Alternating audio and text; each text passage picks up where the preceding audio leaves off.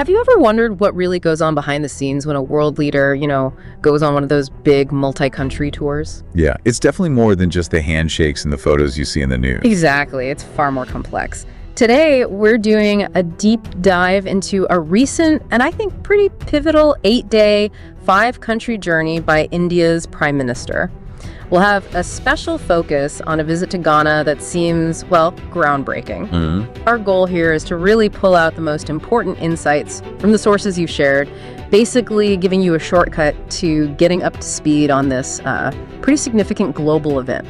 And focusing on Ghana is absolutely the right call. You're right, it wasn't just another stop. It really marked a significant moment, both historically and, I'd say, strategically. Understanding what happened there really sheds light on India's evolving global strategy, especially its unique approach to the global south. Okay, let's get into that then. The sources pointed out something pretty striking about Ghana. It was the first time an Indian PM had actually visited in 30 years. 3 decades. That's quite a gap. It really is. What's the significance of bridging that gap now? What does it sort of imply? Well, what's fascinating, and this is key, is that bridging that 30-year gap wasn't just, about renewing old friendships. Both countries formally elevated their relationship to what they're calling a comprehensive partnership. A comprehensive partnership. Okay. Yeah, and that's not just a fancy label. It really signifies a shift away from maybe more transactional stuff towards a really integrated strategic alignment. So a deeper commitment. Exactly. It suggests a major reprioritization for both India and Ghana in, a rapidly changing world. It means faster cooperation across a whole range of areas: defense, digital, health, energy, development projects. It's a very clear signal. Right. And beyond that strategic level, what about the symbolic side of things, the ceremony? How did the visit maybe underscore shared democratic values, and what kind of welcome did the PM actually get? Oh, the ceremonial parts were very visible, very prominent. And they definitely emphasized mutual respect and those shared democratic ideals. The Prime Minister addressed the Ghana Parliament. That's a powerful symbol right there, underlining democratic ties. And there was also a really significant meeting with the Indian diaspora in Accra. There's about 15,000 people there. Those meetings are always important for deepening, cultural links and people-to-people connection. Sure, the diaspora connection. Definitely. And then the honors really top tier. He received the Officer of the Order of the Star of Ghana. Wow, that's their highest civilian honor, isn't it? It is, Ghana's highest. Plus, you had the full 21-gun salute, a traditional welcome, vibrant dance performances right at the airport in Accra. These weren't just like going through the motions. They really showed the warmth and the importance attached to this visit. That does sound like a powerful display of goodwill. Okay, so let's shift to the concrete deals, the agreements that came out of this. The sources mention a plan to link India's UPI technology, the payment system, with Ghana's GHIPSS system, and within 6 months. That sounds incredibly ambitious and impactful. You're absolutely right to pick up on that one. The UPI GHIPSS link, that's where things get really interesting in terms of practical day-to-day impact. Yeah. Because it's not just about making payments easier, though it does that. Yeah. It's potentially about leapfrogging traditional banking infrastructure. It promotes financial inclusion, getting more people into the formal economy, and it could set a precedent for this kind of digital payment connection across regions. So potentially disruptive tech transfer. It really could be a game changer for how people transact. But beyond that, there were other key agreements. In health, for instance, India made a commitment to help Ghana become a regional hub for vaccine production. Oh, that's significant, especially post-pandemic. Hugely significant for local capacity, for regional health security. Then there's traditional medicine, a detailed cooperation agreement between India's ITRA and Ghana's ITAM Institute. They'll work together on education, training, research in Ayurveda, and Ghana's traditional medicine systems. Interesting blend. Very much so. And security and defense saw a boost too. Expanded cooperation in training, maritime security, counter-terrorism efforts, even including defense equipment. Okay. Critical minerals were also on the agenda, plans to develop strategies for exploring Ghana's resources. Right, resource diplomacy. Exactly. And you also had other things like cultural exchange programs, an agreement on product standardization, that's the BIS GSA MoU, and setting up a joint commission meeting for regular high-level talks to keep things on track. It's a really broad range of agreements. So stepping back a bit with all this focus, this strategic elevation, these deals, what makes Ghana such a pivotal piece for India's broader global strategy. Why Ghana? Well, if you connect the dots, Ghana is a really key member of ECO-WESTWA, the Economic Community of West African States and the African Union. Okay, so regional influence. Precisely. Yeah. That makes it a vital gateway for India into West Africa and really the wider continent. And Ghana itself has strengths.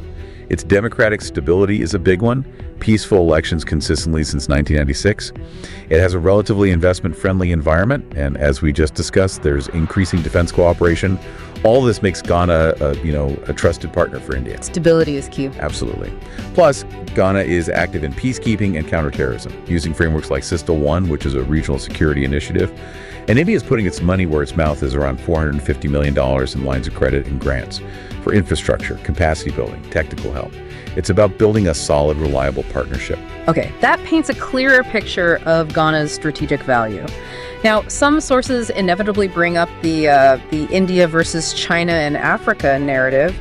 Given this comprehensive approach we've been discussing, how does India's strategy in Ghana and maybe Africa more broadly differentiate itself? Is it direct competition? India's stance, as articulated by their Ministry of External Affairs, is pretty clear. They frame it as low cost, high skill. They maintain that India doesn't really see itself in like a head-to-head competition with China. Instead, the focus is on playing to India's strengths. Things like skill development, education, offering affordable, sustainable solutions that fit local needs, and a very people-centered approach to development. So a different model. A different model, yes. Offering what some analysts call a China-proof alternative, perhaps, focusing on partnership rather than, say, debt-heavy infrastructure projects. And this ties directly into the whole South-South cooperation idea. Right, cooperation among developing nations. Exactly. It's not the old donor-recipient dynamic. It's about mutually beneficial partnerships among countries in the global South, Latin America, Africa, the Caribbean, strengthening India's role as a leading partner within that group. That provides really helpful context for the Ghana visit, seeing it as part of that broader South-South framework. Now, the full tour, as you said, was bigger than just Ghana. It spanned 2 continents, Africa and South America, July 2nd to 9th, 2025. What were the overarching goals for that entire trip? Yeah, the overall objectives were definitely broad and strategic. Big picture. Strengthening relations across the board with these global South countries, boosting cooperation in really critical sectors, economic ties, energy security, defense partnerships, and access to vital minerals. Okay. Solidifying India's role within BRICS was also key, especially with the summit happening in Brazil during the tour. Right, the BRICS summit. And then specifically expanding partnerships in areas like digital payments, like we saw in Ghana, health collaborations, and maritime security. These seem to be priority areas, particularly highlighted in the Ghana and Namibia legs of the trip. We've gone deep on Ghana, which was clearly central, but could you maybe give us the quick highlights from the other stops on this pretty extensive tour? Sure, quick run through. After Ghana, the PM was in Trinidad and Tobago, that was July 3rd to 4th, addressed their parliament, met the president and PM. It underscored those shared democratic and Commonwealth links, and he received their highest honor, the Ortiti. Another high honor. Yes. Yeah. Then, July 4th to 5th, Argentina. Bilateral talks there with President Milei. The focus seemed to be heavily on agriculture, energy, mining, and boosting trade. Key commodity sectors. Exactly. From there, Brazil, July 5th to 8th. The big event was the 17th BRICS Summit on the 6th and 7th, a major multilateral platform, followed by a bilateral meeting with President Lula in Brasilia. So both multilateral and bilateral in Brazil. Correct. And finally, the tour wrapped up in Namibia on July 9th. Met President Nandi Ndaitwah, addressed their parliament too.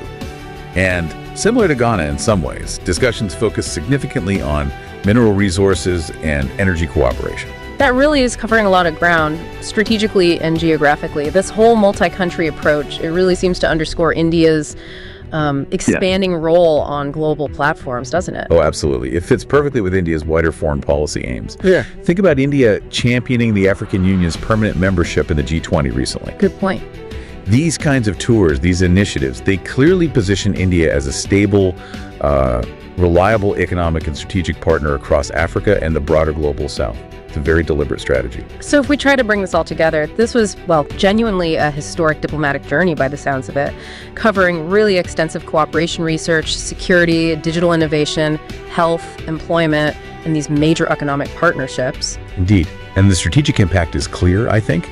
Yeah. You have the push to boost trade and investment, practical things like pioneering digital banking links, That UPI-GIPSS example is potent, plus fostering traditional medicine cooperation. These are designed for tangible benefits on both sides, for both economies. Right, real-world impact. And at the same time, the enhanced defense cooperation, the counterterrorism work, the maritime security focus, that all strengthen strategic diplomacy. It contributes to stability regionally and, you could argue, globally. It's a fascinating picture. So, as we wrap up and think about this really expansive tour and these, frankly, ambitious agreements, maybe a final thought for you, our listener. What long-term shifts in global influence might we anticipate from these kinds of focused South-South cooperation initiatives, especially with India taking such a, well, proactive stance?